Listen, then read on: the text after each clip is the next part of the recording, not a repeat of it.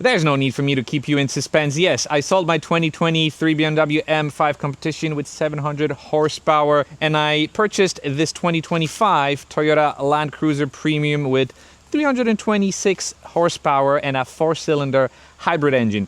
I'm going to tell you exactly why I made that decision and what is the plan for the future with this awesome Smurf. If you don't know about the Land Cruiser, it is essentially a Toyota Tacoma or a Lexus GX with a slightly different trim.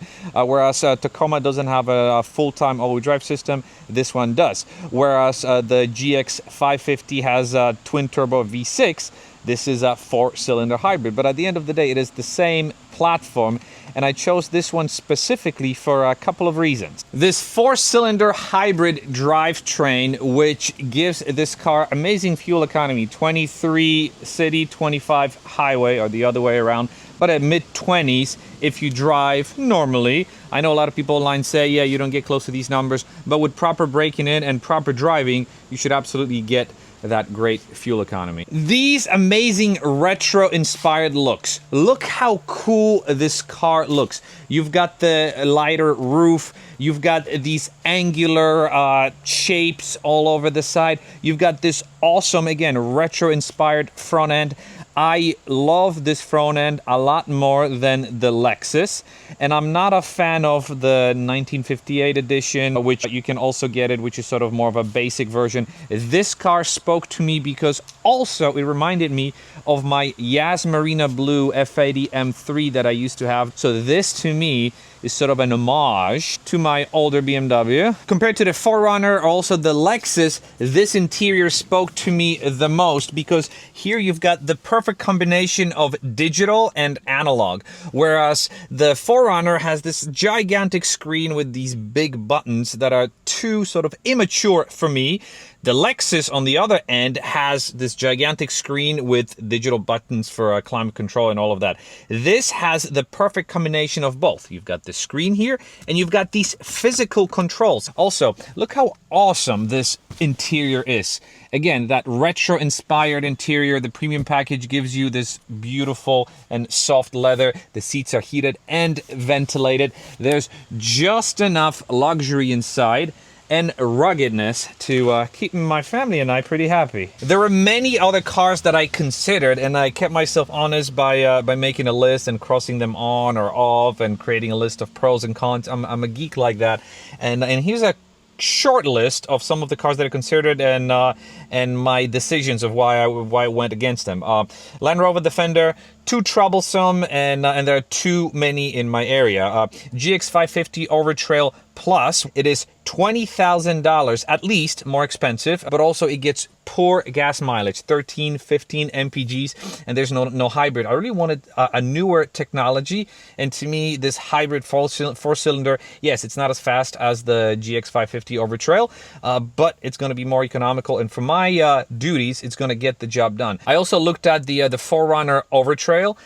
That one was a little too rugged. I love the way it looks, but then I realized most of the time I'm going to be on the road, so it has to be more of a pedestrian vehicle. I also test drove the 4Runner TRD Pro, TRD Off-road. I just couldn't get over the interior, which to me was a little too plasticky and too juvenile. I wanted to get a used but newer G-Wagon, but again, I don't want to deal with the hassle. I don't want to deal with the reliability, and there are so many of those cars in my area that I just didn't want to be one of many. I also looked at a couple of station wagons. I looked at a Volvo V90, but it drove too similarly to my XC90, and it was just kind of boring. I also looked at the new Mercedes E-Class station wagon, and I drove it with the new straight 6 engine, and it drove amazing, but it was a little too delicate. I was looking for something more rugged, and I would always be afraid of parking that car in general public.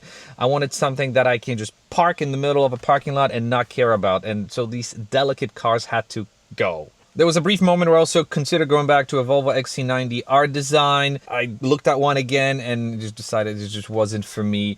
I looked at an X5 with the B58. Love that car. But again, too delicate, not rugged enough for me. I wanted something that I can beat up. I also looked at a Porsche Cayenne. Beautiful cars, but they're more street cars. I wanted something that is very, very rugged. If I want to go off-roading, I probably will go maybe once or twice a year. I need to find trails first. But if I go off-roading, I want a capable car. And you can't really go off-roading in these family SUVs, which to me, SUVs are just, they're sort of pretty up minivans, because you have 7 seats in many of them. You have a lot of trunk space, and if the door were to slide, it would be a minivan. So I didn't want something like that. I also looked at a couple of pickups. I looked at a Ranger Raptor. Not enough rear space for me. I looked at a Honda Ridgeline, which I always loved. Call me crazy. But the current design has been around for many years, and the new one is not going to be out for another maybe year or two, so I just didn't want to wait. But I actually do like the Ridgeline. And I also test drove the Rivian vehicles. Fantastic cars. But again, I didn't want a fully electric vehicle for my family trips, because I wanted something that I don't have to care about when I go up to the mountains, and I don't want to have to look for chargers. And my wife and I also talked about getting the new BMW station wagon, and honestly, that car fits the same criteria as all the other cars that I asked, because of how impractical it is, how delicate it is, and how too expensive and too non-economical it is. I wanted something that's newer technology, which is this has a hybrid, but I also wanted something that's economical, which is the hybrid, and something that won't break the bank, which is this still. Buying this car, I had money left over after the sale of my M5. Which brings me to my next point. Let me go over the build list. I'll show you what's in this car, and then we're gonna do a quick walk around and a quick drive. So before we jump into the actual build list, which is here on the windshield, you may notice the car is filthy. Why? Because I specifically asked the dealer to keep it as original as it came. So I don't want them touching anything. I don't want them touching the stickers. I wanted to have everything original, so I can do the honors of peeling everything and then getting it cleaned. I'm not gonna detail it myself. I'm actually gonna drop it off at my body shop to get it done, but I wanted to get it as raw as it gets. By the way, I purchased this car from Rusty Drawing Toyota. The salesperson that I dealt with, his name was Brendan. Probably the best salesperson I've ever dealt with in any of my car purchases. Extremely responsive, very reasonable, stayed on top of his things. We had some issues with shipping, but he personally made it work, and it was just amazing. So I'm not affiliated with them at all, but I will highly, highly recommend them if you want the best deal on your Toyota, because I was able to get a great deal below MSRP, because this is a 2025 model, which was produced in August. Cars that are produced at the end of September are now considered 26. So, was it worth a couple of $1,000s for me to get a car that's a month old versus one that's considered 26 and has the same options and same everything? Absolutely. So that's why I did it. But let's first start peeling off some of those stickers, and then I can walk you through all the options.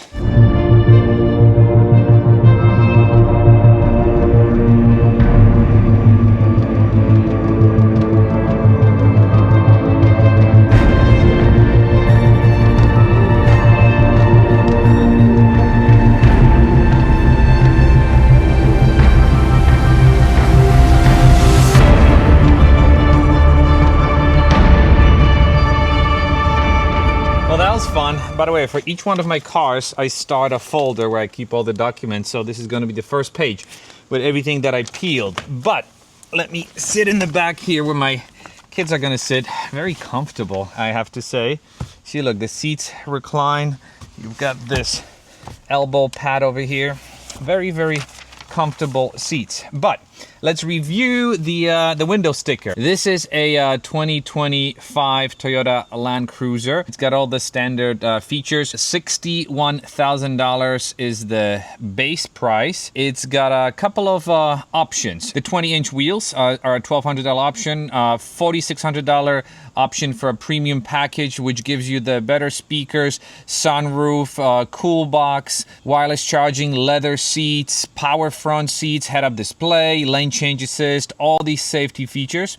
It also has a stabilizer disconnect mechanism. That's a $1,200 option. It's got a two-tone roof, a liftgate light, which is crazy that you have to pay for it, crossbars, all-weather cargo mat, and the dealer did throw in a free OEM mat, so thank you for that. It's got a screen protector, which I didn't even know it had.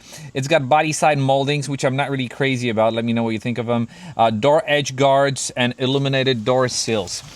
For a total price of $72,235. So $72,000 for a car like this is a lot of money. It's a lot less when you get a couple of $1,000s off below MSRP. This was the best deal in the country, and it shipped for free from Missouri. Yes, it was an open trailer, but still, it shipped free with no issues whatsoever. I had a tracker, which actually, the guy, it just reminded myself, left it here. So he had this tracker that I need to send back to him. Thanks to this device, I was able to track where the car is on transport. I was expecting it actually tomorrow. It came today, so it's great. Oh, come on. Look how awesome this thing looks. It is so cool looking. I can't stop grinning. Seriously, this is such a cute car. What's not so cute about it is the trunk space. Yeah, the trunk is large, but you've got this, what is it, 4, maybe 3-inch hump where the hybrid batteries are located.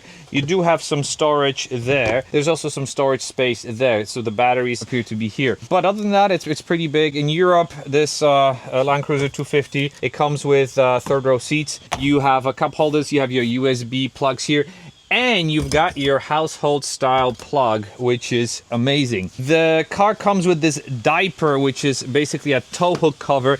It also comes with an alternate one, which we're going to be replacing. It comes with this one that just sits here up top, and it exposes the tow hitch.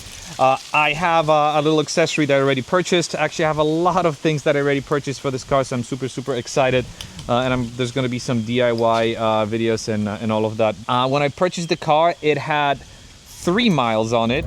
There it is. Yesterday I had 3 miles. Today it has 3 miles on it. I don't know if you can see that, but yes, it has not been touched. No scratches, no nicks, no dings. It even still has the shipping writing on it. I'm at 9 miles now. We're going to take it for a quick spin. And obviously I'm not going to be able to push it because it's still in the break-in period in my mind. But I can tell you what the driving experience is. This is how you start it. Kind of comes to life. Let's go for a drive. And we're not going to do any hard pulls, obviously, because the car is still breaking in. I just want to drive around some quiet streets and kind of have a quiet discussion with you. Now, in my mind, I went with the right choice for many reasons. And some of you will probably ask, hey, why didn't you get the GX 550 over Trail Plus? It's so much faster, it's so much better. Yes and no. I mentioned the poor fuel economy, but at the end of the day, for me, what I wanted out of a car is something that's rugged, something that is cool looking, something that is very capable, and something that I don't necessarily have to care about. Yes, this is still a very expensive car, but it's not your $120,000 Cayenne or $130,000 M5 wagon. So this is just a very nice middle ground for me. Also, I have in my mind now the perfect combination of cars that scratch all these itches. So I've got my 911, which is a great sounding, great handling car. It's fast, but it's not crazy fast. My M5 was a lot faster. I have my Tesla, which is a rocket ship of straight line performance. It felt almost as fast as the M5. So if I want that crazy acceleration, I will always be able to drive my Tesla. And then I have this, which is very utilitarian and something that is rugged, not as fast, but it's also not slow. It feels very torquey. It's got a lot of torque. From the 6 miles that I've been driving it, the car feels plenty fast. It feels very capable. And driving it and looking at it, you can't stop but smile. Maybe it's the color, maybe it's the two-tone, but I just look at it and I smile. This car makes me so happy. It doesn't have that pretentiousness. Feels very pedestrian, it feels very cute, and I just I'm in love. I'm absolutely in love with this car so far, and I look forward to hearing what you have to say about it. Yes, the engine note is not the twin-turbo V8, but it sounds fine. Don't listen to the online reviewers that will tell you, oh, the engine sound is not like the old V6 or this, and that. Yes, it's not, but it's also not bad. Look, I'm not complaining. And in the hybrid mode, if you put it in the eco mode, it shuts off and you don't even notice it. So that transition between the engine shutting off and staying on is actually very, very smooth. One thing that I wish this car had were paddle shifters. The GX did have paddle shifters. Tacoma doesn't have them. I think it's because of the hybrid, but you can always manually switch it here. And I'll probably do it every once in a while. But for my purposes and my the reasons why I chose this vehicle, this is more than enough. So yeah, maybe in the future I'll have a different opinion, but for now I am absolutely in love with this car. I do have to put the temporary plate on, I just remembered it.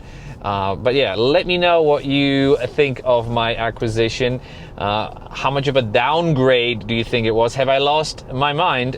You tell me, and I want to engage with you in that discussion. But thank you very much for watching. There's going to be a lot of fun videos with this car, and I can't wait to just simply enjoy it and drive it. But anyways, thank you very much for watching, and I'll see you in the next video. Bye. Question: what do you think of these? This is an option that protects you from door dings, which in my case, you know, you've got these things. So do I keep them or do I remove them? Let me know. Also, these things will absolutely get removed. I think these are perfect for getting a paint scratched. I just hope we didn't scratch any of these. So yeah, these door edges will absolutely get removed. What a crappy option. I would never spec this. A few moments later.